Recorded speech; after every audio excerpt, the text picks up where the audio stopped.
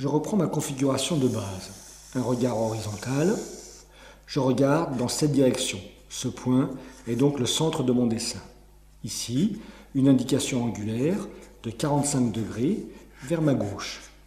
Ici, une indication angulaire de 45 degrés vers ma droite. Ces deux points sont placés arbitrairement à équidistance du centre de mon regard.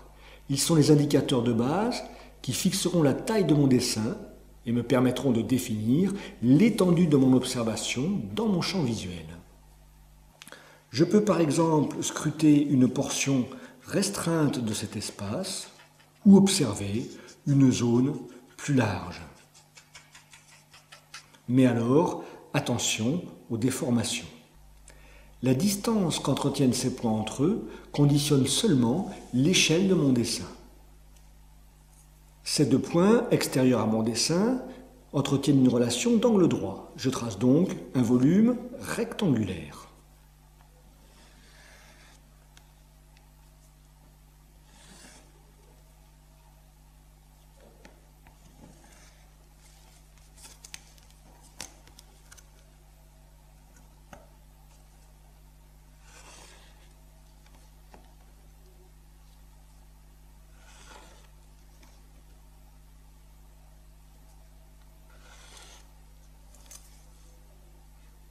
Admettons cependant que je veuille tracer au même endroit ce volume sous un angle différent, une rotation en quelque sorte.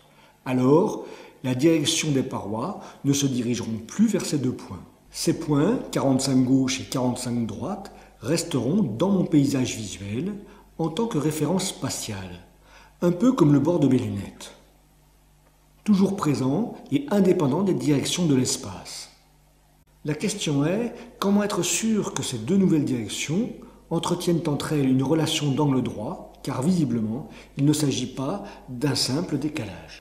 Pour cela, je vais me servir du lieu pour lequel ces relations sont vraies, l'œil qui observe la perspective. Donc, face au centre du dessin, perpendiculairement à la feuille, et de façon à ce que ce point, 45 droite, soit vu selon une orientation de 45 degrés vers ma droite.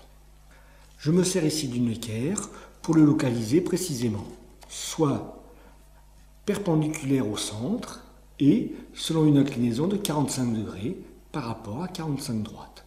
Malheureusement, ce point n'est pas sur ma feuille de dessin.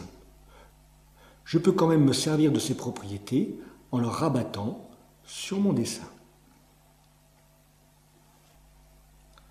De ce point, que j'appellerai l'œil de la perspective, donc perpendiculaire à C et à 45 degrés de 45 droite.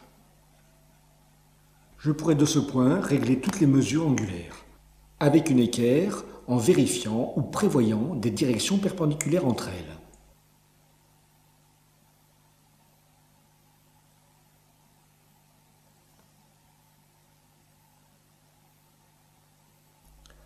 Ou avec un rapporteur en vérifiant les orientations.